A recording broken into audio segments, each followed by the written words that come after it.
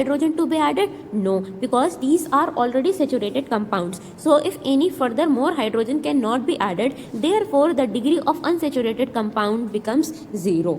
Okay, now let's discuss some more cases.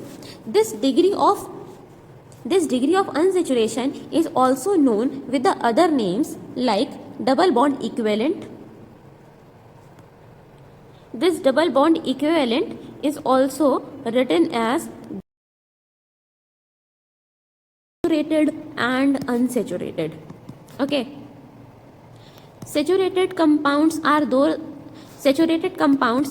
compounds which have sufficient hydrogen, and in unsaturated compound, these are those compounds in which hydrogen can be introduced.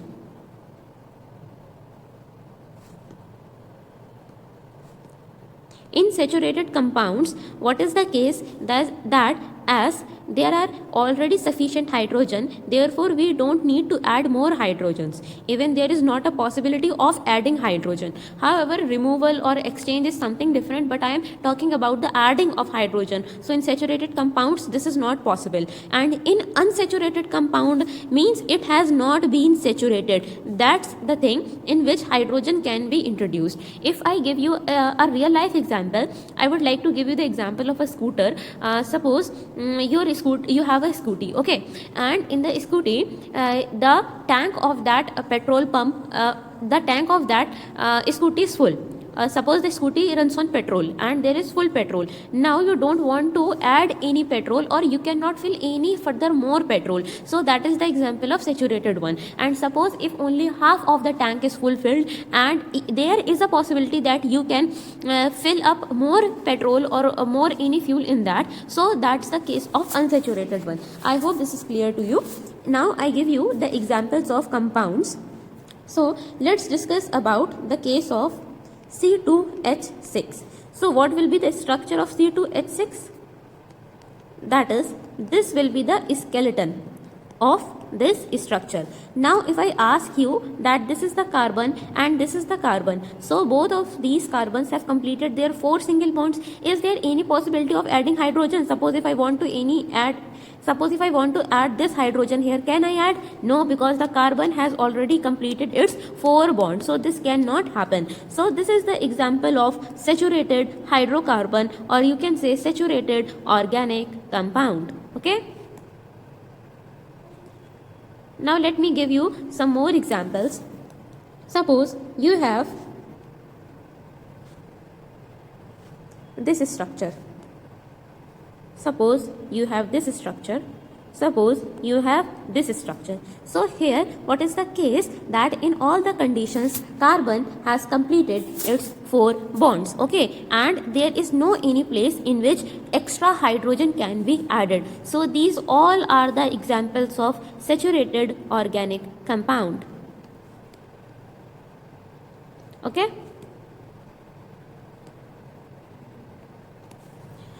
now what we were discussing about degree of unsaturation. Okay, we were discussing about degree of unsaturation. So in the above compounds which we discussed just right now, is there any possibility of new hydrogen to be added? No, because these are already saturated compounds. So if any further more hydrogen cannot be added, therefore the degree of unsaturated compound becomes 0. Okay, now let's discuss some more cases.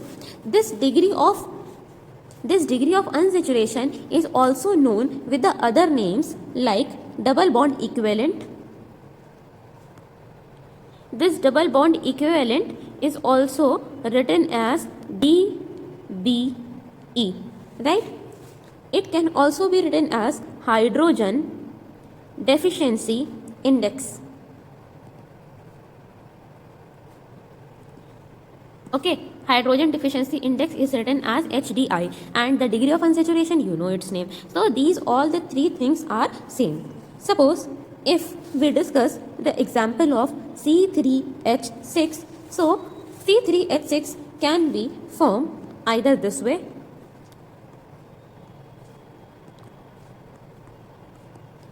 or it can be also formed in this way. So first of all, recross the structures which I have drawn.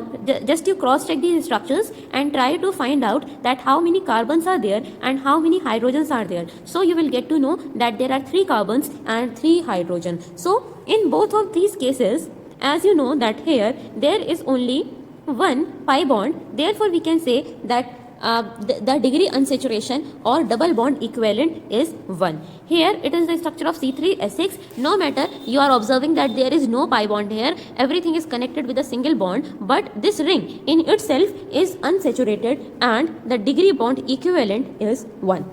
Okay, so this is the DBE, that is double bond equivalent. Now let's discuss some more examples, that is C4H6. Now I would like you to draw each and every possible structure of C4H6.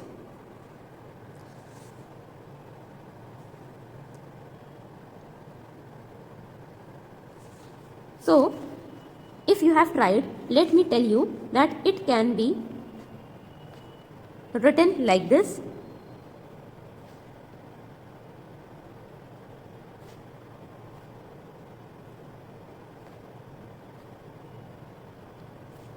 Okay, this can be a structure, or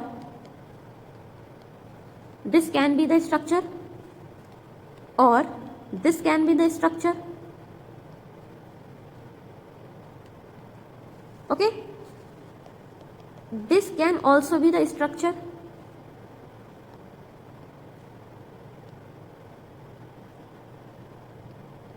Fine. So these were the structures, and it can also be formed in this way. This can be the structure also. This can be the structure. This can be the structure.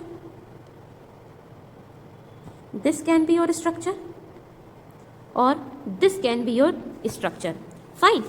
So now these all are the possible structures of C4H6. So how I am able to draw all these structures and how you can draw, we will be discussing that thing also. But here try to understand the concept of double bond equivalent only. So talking about all these structures, so first of all let us talk about these two structures. In here there are 2 double bonds, and you know that each double bond contains 1 pi. So it will contain 2 pi bonds. Similarly, it will also contain 2 pi bonds. Discussing about these structures, you know there is a single triple bond, and you know in a single triple bond 2 pi bonds are there. So here 2 pi bonds are there. You know 1 pi bond means 1 dBe. So here I can say it is 2 dBe or 2 degree of unsaturation. Here also I can say 2 dBe. Here also I can say 2 dBe. Now talking for this ring, we know that one ring is also equivalent to 1 dBe. So already this ring is equivalent to 1 dBe. Also this connecting is also 1 dBe. So here again comes 2 dBe. Here also 1 pi is there and 1 ring is there. Similarly in all these rings that there is 1 ring and 1 pi bond. So these are the examples of 2 dBe. Okay. So these were all the possibility of in which C4H6 can be drawn. Now let me give you some more examples. Suppose you have this structure.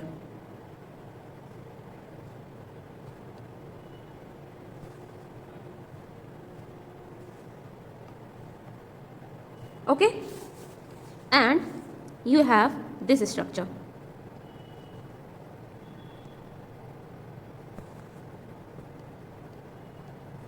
You have to tell me that what is the degree of unsaturation in these cases. So first of all try by yourself, then I'll tell you. Now as you know that one ring constitutes 1 degree bond, 1 double bond equivalent or 1 degree of unsaturation. So here 3 pi bonds are there. So 3 pi and 1 ring means how many degree of unsaturation? That is 4 degree of unsaturation, right? If we talk for the other example, we know 3 pi bonds are there and 1 ring is there. So how many, or if I ask you what is the degree of unsaturation, so you will tell me that there is again 4 degree of unsaturation. Okay, let's discuss one more example, that is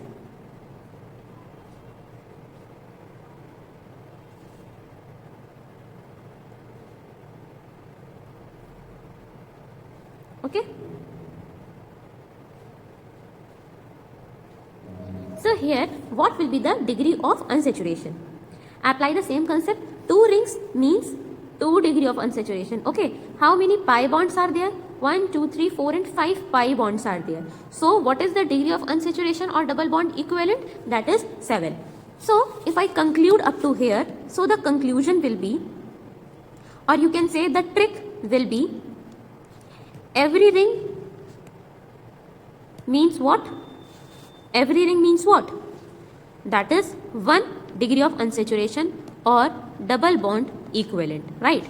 And next thing, that is 1 pi bond means 1 degree unsaturation or double bond equivalent. So this is the case. Now let's discuss that how to calculate the double bond equivalent if we do not know the structure of chemicals, right?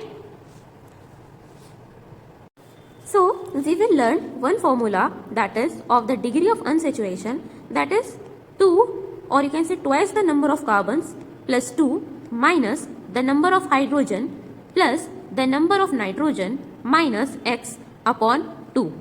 So you know this is carbon, this is hydrogen, this is nitrogen. What is this x? X is the halogen. It can be fluorine, chlorine, bromine, iodine, right? And the thing to note here is this: in this DOU or degree of unsaturation, you have noticed that oxygen and sulfur are not written.